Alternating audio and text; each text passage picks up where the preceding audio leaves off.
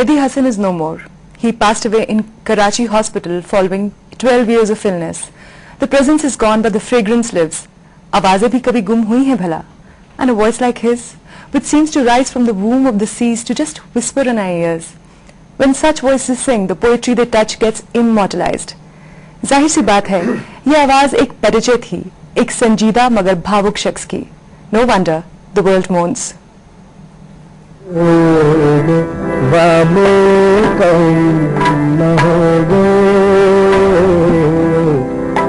मोहब्बत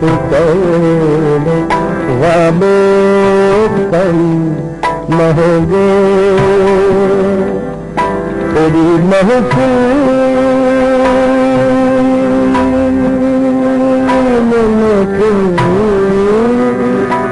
तेरी महफिल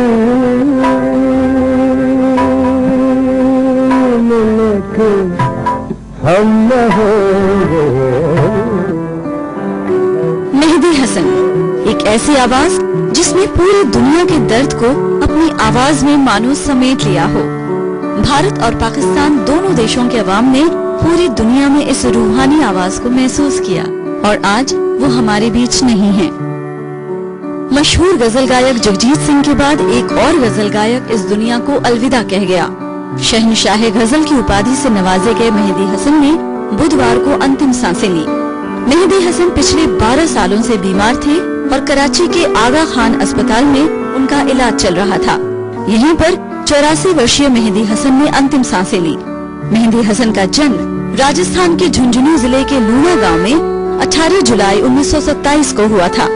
मेहदी हसन की कलावंत घराने में उनसे पहले की 15 पीढ़ियां भी संगीत से ही जुड़ी हुई थी. उन्होंने संगीत की आरंभिक शिक्षा अपने पिता उस्ताद अजीम खान और चाचा उस्ताद इस्माइल खान से ली. दोनों ही ध्रुपद के अच्छे जानकार थे.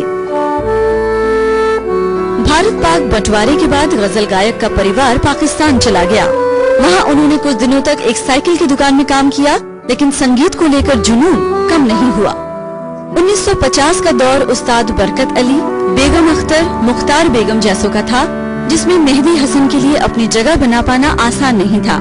एक गायक के तौर पर उन्हें पहली बार 1957 में रेडियो पाकिस्तान में बतौर ठुमरी गायक पहचान मिली. उसके बाद मेहदी हसन ने पीछे मुड़कर नहीं देखा और अपनी गायकी से दुनिया भर में छा गए.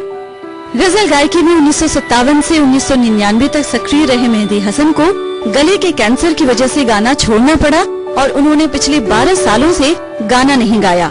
आखिरी बार रिकॉर्डिंग 2010 में सरहदी नाम से आई, जिसमें फरहत शहजाद की लिखी तेरा मिलना बहुत अच्छा लगे है की रिकॉर्डिंग उन्होंने 2009 में पाकिस्तान में की और इस ट्रैक को सुनकर 2010 में लता मंगेशकर ने अपनी रिकॉर्डिंग मुंबई में की. इस तरह ये युगल एल्बम बनकर तैयार हुआ. लता मंगेशकर ने भी उन्हें गजल का शहंशाह कहा. कुछ कला आलोचक उन्हें गजल तराश भी कहते हैं. उनकी खासियत ये थी कि वो रागों में गाते थे और धीरे धीरे रागों की सीमाएं खोलते चले जाते थे. फैज अहमद फैज और फराज अहमद जैसे लेखकों को गाना मेहदी हसन की प्राप्ति है. इनकी लिखी गजलें मेहदी हसन के कारण ज्यादा जानी जाती हैं. आइए देखते हैं उनके समकालीन कलाकार मेहदी हसन के बारे में क्या कहते हैं. तो मेहदी साहब के लिए मैं यही कहना चाहूंगा कि बड़े बड़े म्यूजिशियंस अपने फन के स्कूल कहे जाते हैं, लेकिन मेहदी साहब अपने फन की यूनिवर्सिटी थे. ऐसी गजल अल्टीमेट गजल जो गाई जा सकती है वो मेहदी साहब ने गाई. मेहदी साहब को सुन सुन के लोगों ने अपना करियर बनाया है, उनकी नकल की है.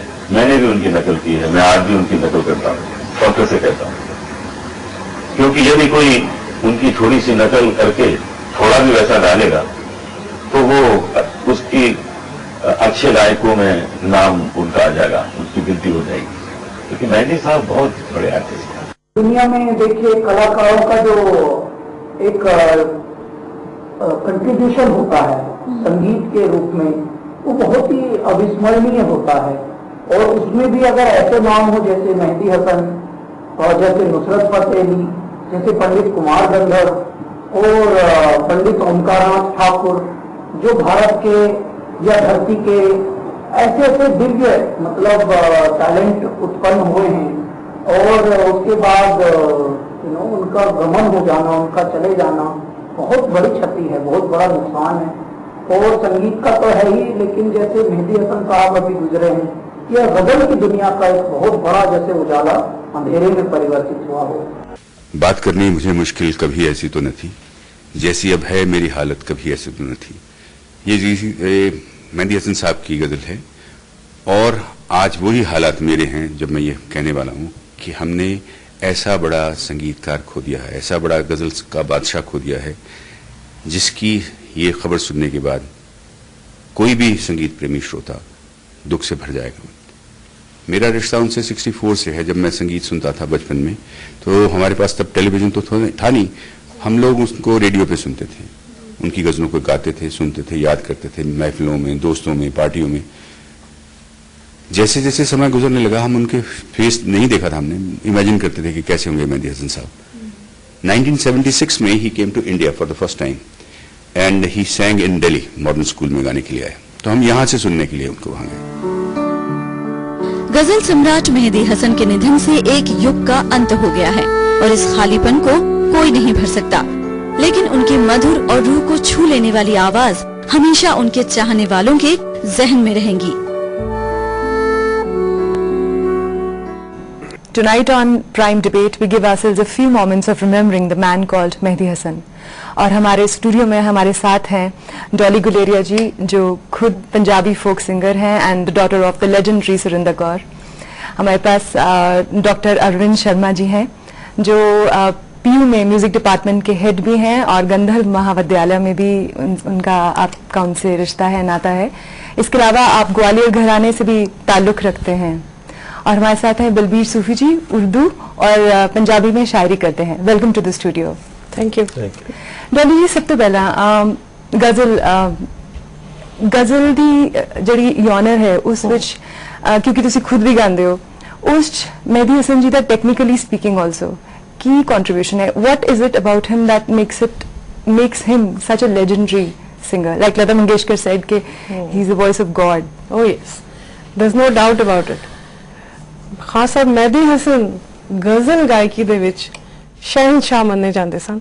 ਉਹਨਾਂ ਵਰਗੀ ਗਜ਼ਲ ਗਾਇਕੀ शायद ही कोई इस दौर ਦੇ ਵਿੱਚ ਗਾ ਸਕੇ। ਬਾਕਾਇਦਾ ਤਾਲੀਮ ਲਿੱਤੇ ਹੋਏ ਇੱਕ ਗਾਇਕ ਜਦੋਂ ਉੱਭਰ ਕੇ ਆਉਂਦਾ ਹੈ ਔਰ ਇੱਕ ਆਪਣਾ ਰੰਗ ਬਣਾਉਂਦਾ ਹੈ, ਉਹਨਾਂ ਕਲਾਕਾਰਾਂ ਵਿੱਚੋਂ ਖਾਨ ਸਾਹਿਬ ਮਹਿਦੀ ਹਸਨ ਮੰਨੇ ਜਾਂਦੇ ਨੇ। ਉਹਨਾਂ ਵਰਗੀ ਗਜ਼ਲ ਗਾਇਕੀ ਕੋਈ ਨਹੀਂ ਗਾ ਸਕਦਾ। ਕਮਾਲ ਦੇ ਗਾਇਕ ਸਨ ਜੀ, ਕਮਾਲ ਦੇ ਸ਼ਖਸ ਸਨ ਜੀ ਜੀ। ਔਰ ਬਚਪਨ ਦੇ ਵਿੱਚ ਉਹਨਾਂ ਦੇ ਨਾਲ ਮਿਲਣ ਦਾ ਬੜੀ ਵਾਰੀ ਮੌਕਾ ਮਿਲਿਆ। ਅੱਛਾ, ਕਿਉਂਕਿ ਮਾਮਾ ਦੇ ਘਰ ਦਿੱਲੀ ਉਹ ਆਏ ਜਦੋਂ 76 ਦੇ ਵਿੱਚ ਦਿੱਲੀ ਆਏ ਨੇ ਮਾਡਰਨ ਸਕੂਲ ਦੀ ਪਰਫਾਰਮੈਂਸ ਲਈ, ਤੇ 2 ਦਿਨ ਆ ਕੇ ਸਾਡੇ ਘਰ ਰਹੇ ਸੀ। ਅੱਛਾ। ਔਰ ਜੋ ਘਰ ਦੀ ਮਹਿਫਿਲ ਹੁੰਦੀ ਸੀ, ਉਹ ਸ਼ਾਮ ਜਿਹੜੀ ਹੁੰਦੀ ਸੀ ਜਦੋਂ ਖਾਨ ਸਾਹਿਬ ਹੋਰ ਕੁਝ ਨਹੀਂ ਸੀ ਕਰ ਰਹੇ ਤੇ ਗਜ਼ਲ ਗਾਇਕੀ ਘਰ ਦੇ ਵਿੱਚ ਹਾਰਮੋਨੀਅਮ ਪਲੇ ਕਰਕੇ ਤੇ ਸਾਹਮਣੇ ਬੱਚਿਆਂ ਨੂੰ ਬਿਠਾ ਕੇ ਅਸੀਂ ਉਹਨਾਂ ਨੂੰ ਜੋ ਸੁਣਿਆ, ਉਹਦਾ ਲੁਤਫ ਮੈਂ ਐਕਸਪਲੇਨ ਵੀ ਨਹੀਂ ਕਰ ਸਕਦੀ। ਉਹ ਇੱਕ ਨਸ਼ਾ ਸੀ। We used to get mesmerized by his voice. It was the voice of God. जो सुर लगाते सन, जो साह लगाते सन, वो साह दे विच ऐसी ताकत सी कि बंदा हिल जाता सी। जी डॉक्टर शर्मा, क्योंकि तुसी भी क्लासिकल गायकी अच्छी तरह सीखी हुई है और मेहदी हसन बारे किया जाता है कि ऑफ कोर्स ख्याल और धुपद विच तां उन्होंने पूरी ही वाज लाइक माहिर सी ਉਹਦੇ ਵਿੱਚ। ਤੇ ਜਿਵੇਂ ਜਗਜੀਤ ਸਿੰਘ ਆਪਣੇ ਇੱਕ ਪਾਰਟਿਕੂਲਰ ਰਾਗ ਨੂੰ ਫੜ ਕੇ ਪੂਰੀ ਰੈਂਡਰ ਕਰਦੇ ਸੀ ਗਜ਼ਲ, ਮਹਿਦੀ ਹਸਨ ਖੇਲਦੇ ਸੀ ਆਪਣੇ ਰਾਗਾਂ ਦੇ ਨਾਲ ਇੱਕੋ ਗਜ਼ਲ ਵਿੱਚ। ਉਹ ਐਜ਼ ਅ ਕਲਾਸਿਕਲ ਸਿੰਗਰ ਤੁਹਾਡੇ ਸਾਹਮਣੇ ਕਿੰਨਾ ਮੁਸ਼ਕਿਲ ਹੈ? What does it take in a singer to do that? You see, Mehdi Hasan साहब की जो आवाज या उनका जो रियाज था जी, उससे अंदाजा लग सकता था कि ऐसी ऐसी जगह लेते थे कि आम गाने वाला ले नहीं सकता। मैं तो ये भी कहता हूँ कि ट्रेंड वॉइस भी नहीं कई बार ले पाती जी।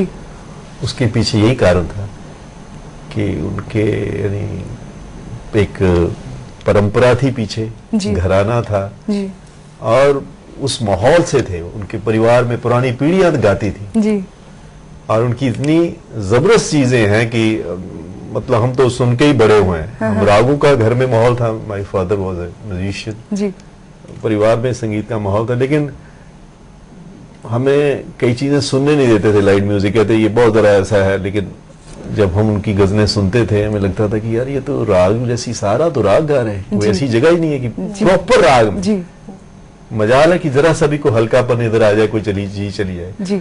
उसके पीछे यही काम था, एक सिस्टम था। राइट।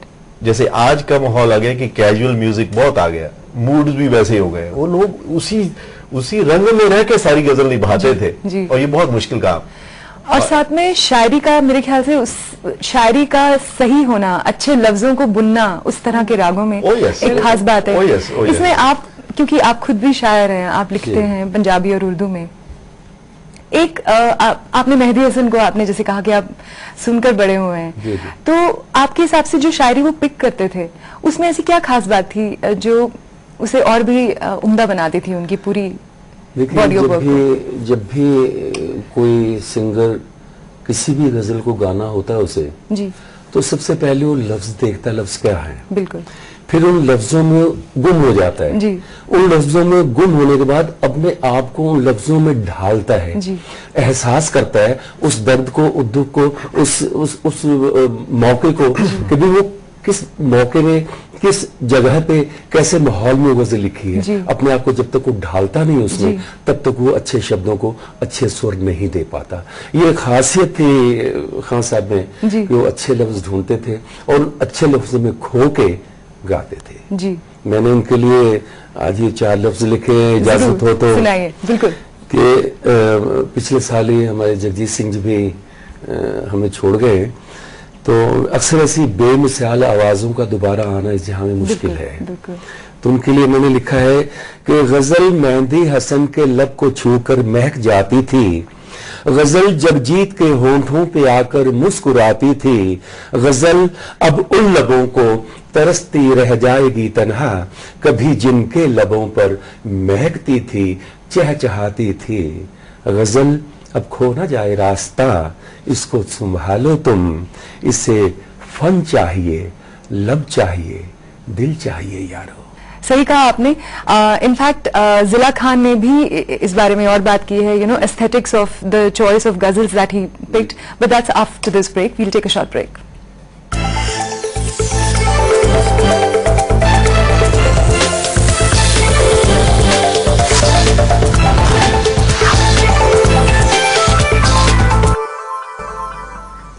Welcome back.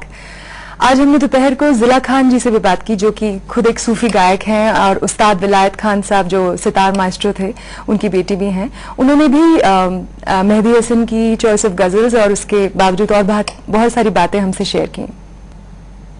उनकी जो एस्थेटिक्स हैं इतनी खूबसूरत और कमाल की एस्थेटिक्स से वो पैदा हुए थे। कलाम चूज करना तो कोई भाई मेहदी हसन से सीखता।